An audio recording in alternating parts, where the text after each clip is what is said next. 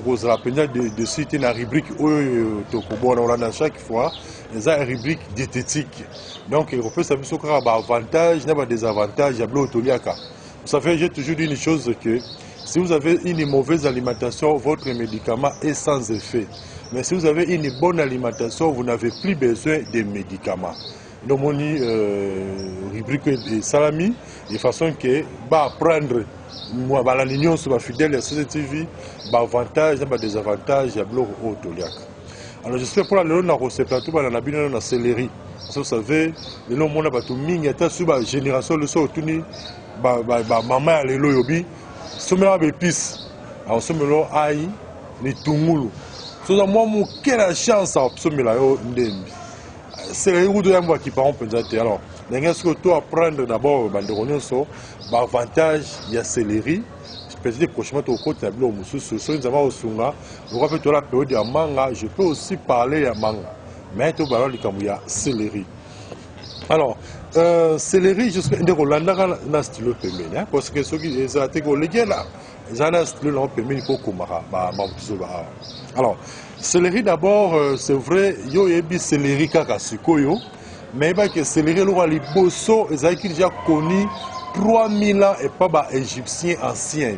Donc, les égyptiens, quand la bébé déjà céleri, déjà céleri,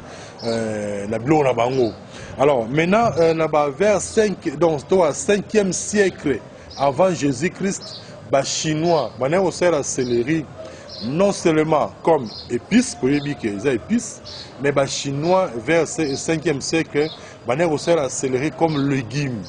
Vous voyez, on a des légumes. À part les légumes, mais pour la banque aussi que les légumes dans le cadre de traiter la maladie. Vous voyez, tant qu'on a reçu l'émission, on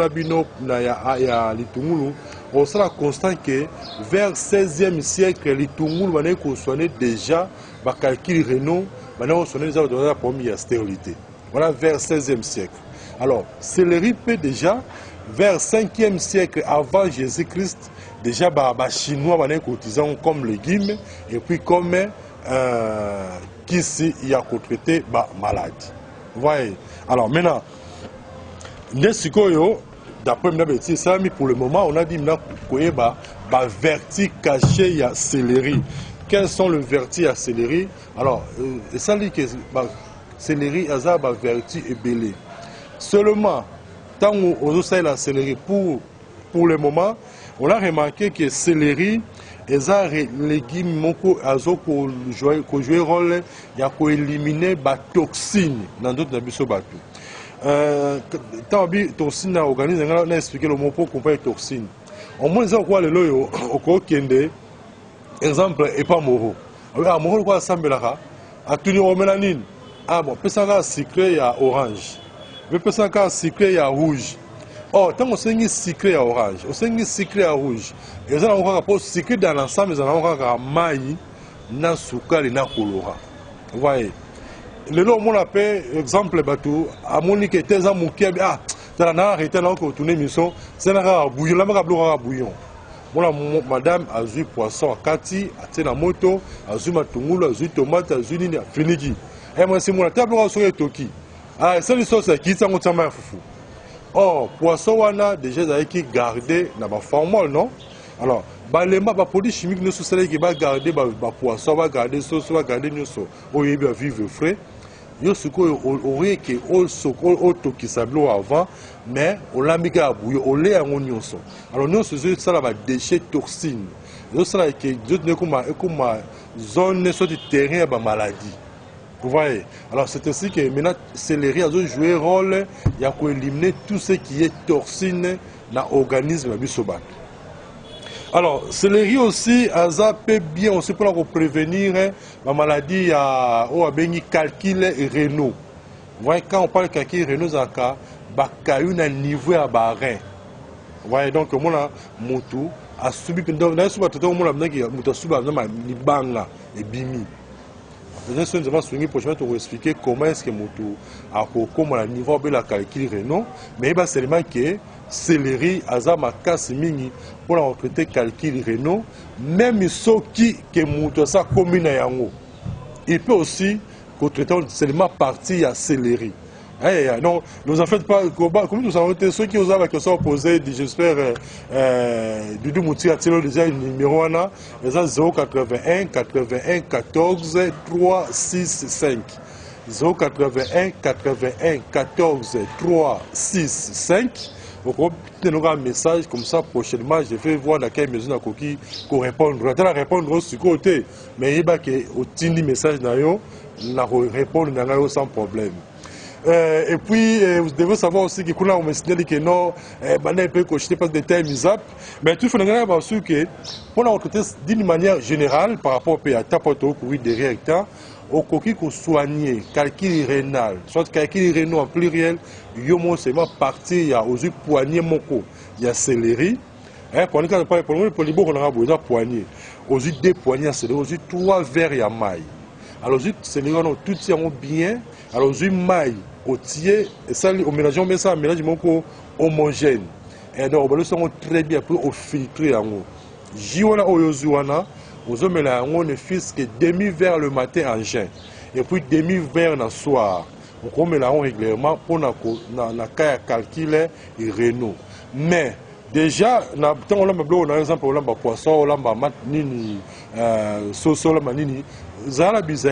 la céleri, local, la légumes. Quand on a épisté. Parce que tant qu'on a le légumes et qu'on soigne, on peut goutte. Et qu'on soigne, on peut prendre un estomac. Vous avez même un système il y a un buffet mais c'est lié comme décoration. Notamment aujourd'hui la céleri il y a parce que non seulement les céleri mais à traiter pour malade.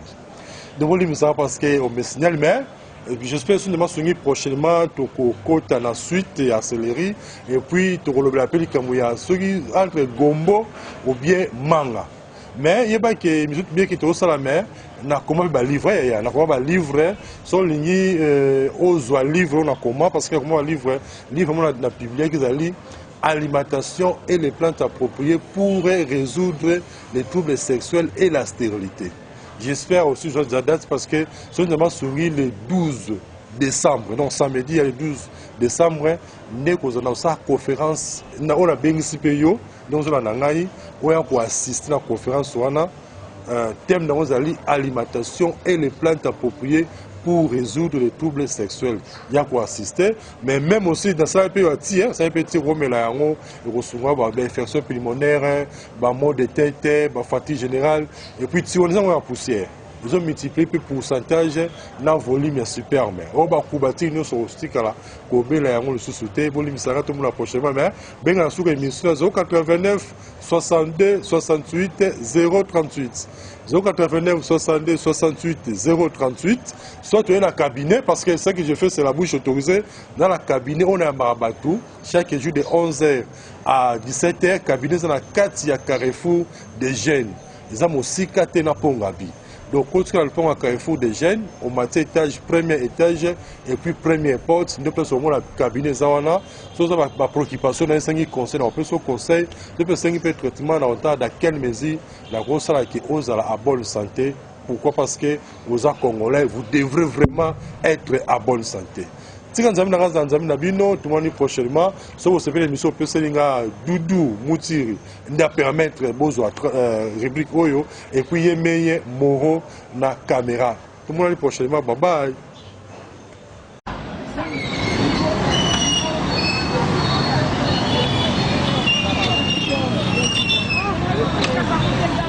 C'est bon,